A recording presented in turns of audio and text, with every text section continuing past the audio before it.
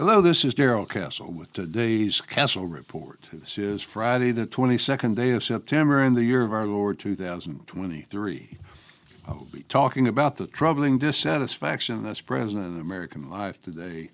I'll argue that much of it is caused by the economic reality of life in middle-class America and by the indifferent, let-them-eat-cake attitude of America's politicians. Polling data indicate that my theory is valid that the middle class is disappearing because it is being incinerated by the economic reality it faces. For example, the President spoke to the UN General Assembly earlier this week. He told them that he supports delivering the health care of Americans into the hands of the globalists at the UN World Health Organization in the choice between freedom and enslavement. He clearly comes down on the side favoring enslavement. So, Mr. Middle Class sees all this. He doesn't know what to make of it, but he's very suspicious, not suspicious enough to go to the barricades, not yet anyway, but a report coming from the Census Bureau this week might help him on his way. Yes, while the President was telling the UN that we just have to persevere in Ukraine, the Census Bureau was telling Mr. Middle Class that he was descending into poverty, as if he didn't already know that. Yes, it seems that the poverty rate increased last year for the first time in 13 years, so the President goes to the UN, or he takes another 10-day vacation and the working people of America slip further into poverty. That's more than likely going to cause some unease among Americans, even Democrats. I suppose the President's usual answer, if Trump did it, will have to suffice for them, at least for a while. Instead of the usual political claptrap, let's look at some of the things that might really be causing it.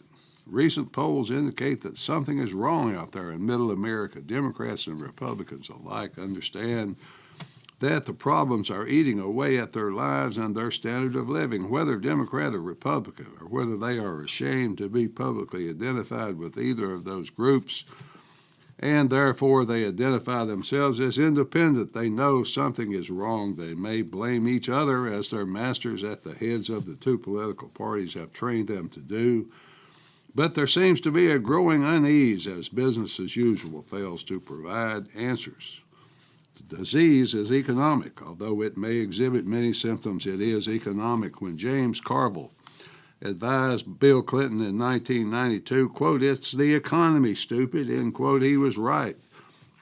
And it's still the economy today. A recent poll indicated that 61% say they lack confidence in what has come to be called Bidenomics to manage economic problems. 54% said congressional Republicans gave them more confidence that they could successfully deal with the issues facing the country, while 45% they had more confidence in Biden. So they're confused. That's no accident either. Americans are not happy. Clearly, the driver of their unhappiness is the economy. These polls I have been reading can be confusing, but significantly, only 37% approve of the way Biden has handled the economy. 70% disapprove of how he has addressed inflation, while 75% say they think economic conditions are poor for them. By a large margin, the economy is far and away the most important issue facing the country, and people in the middle know that economic reality is stacked against them. Freeing the dollar from the restraints that held it, which forced politicians to be at least a little bit accountable for what they did to the rest of us, has caused a stagnant economy and declining standard of living, and worse result for the middle class than for others. Since Nixon removed the dollar from its links to gold back in 1971, real wages of working Americans have been stagnant or falling. In other words, real wages adjusted for inflation have made little or no progress in 52 years. To break it down even further, the average worker makes many times today what he made in 1971, but in terms of what he can purchase with those dollars, he has made no progress. A new car, for example, now costs many times what it did in 1971, but on the other hand, our worker makes many times what he previously made. Still, his wages have not matched the decline in value, i.e. the purchasing power of the dollar. It takes more hours, more days of his labor for the car to be paid for now than it did in 1971. The increased price of food the family eats The fuel to get them to work and to school, eat away at family lifestyle, forces them into reliance on credit to make up the difference. In those polls we were just talking about, 71% said they changed what groceries they buy. 70% said they cut back on extras so they could afford necessities. 50% said they canceled their summer vacation this year. I see the devastation of the American family in my law office every day. I'm a lawyer, as you all know, but a great deal of my law practice is devoted to consumer bankruptcy. I see the income of people coming into my office, and I wonder how can they live on that. So no wonder they have so much debt. The answer is they can't live on it. They're not intended to live on it. They are intended and pre-planned to become debt slaves for life. Prices go higher and higher. The politicians argue about who is to blame, whether the price increase even exists or not. For those who insist there's no inflation, though, I would like to invite them to my favorite gas station, which happens to be the cheapest one in my city as well. I buy gas for my wife's car and my car each Sunday. It's a rare day when it's not higher than it was the previous week. Families try to cut corners to drive less, but sooner or later they must start charging necessities such as fuel and food. The wages they earn reflect the reality of the workplace today and the necessity of survival of their employer as well as them. In other words, it's virtually impossible for a middle-class or less American family to make ends meet without credit. So perhaps the politicians should consider the kitchen table of Americans when they start making their campaign plans.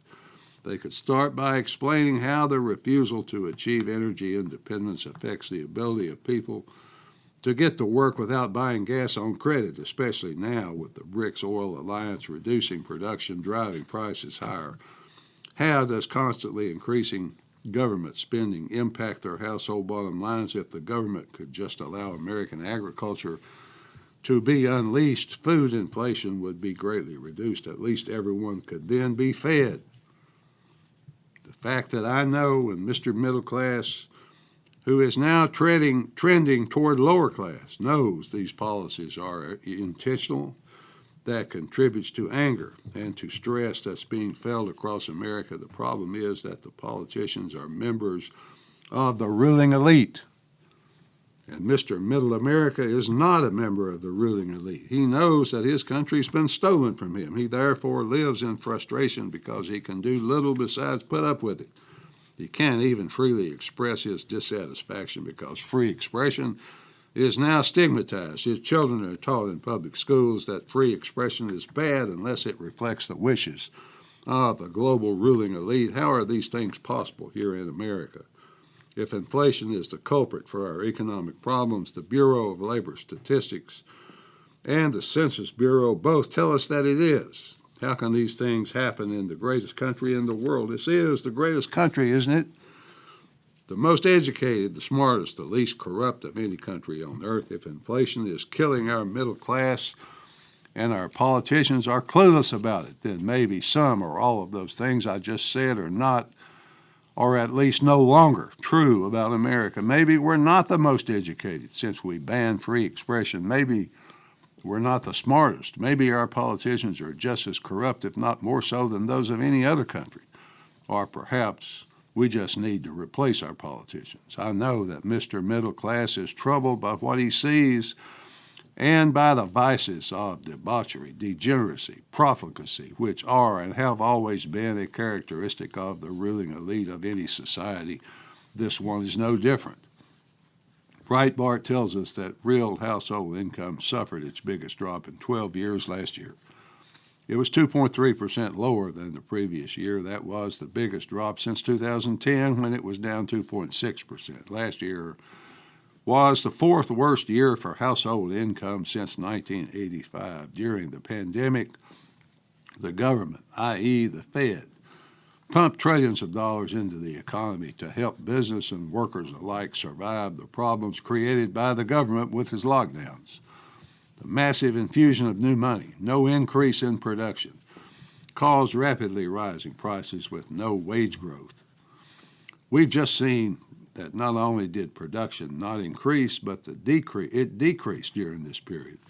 The money pumped out by the Fed eventually dried up. The only thing workers had left was unpayable debt because the massive inflation caused by the new money remained, but the new money didn't.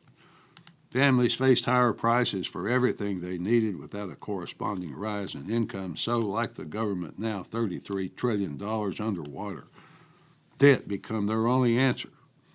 The results of all these economic problems caused by government mismanagement, arrogance, just not caring for the American people, i.e., who cares about their suffering, are a lot more widespread than the collapse of the financial lives of working people might indicate. When COVID shut down travel, especially travel abroad, it exacerbated the economic woes and caused Americans to slip further into their world of unease and despair. That's my theory about the continuing effects of government-imposed lockdowns anyway.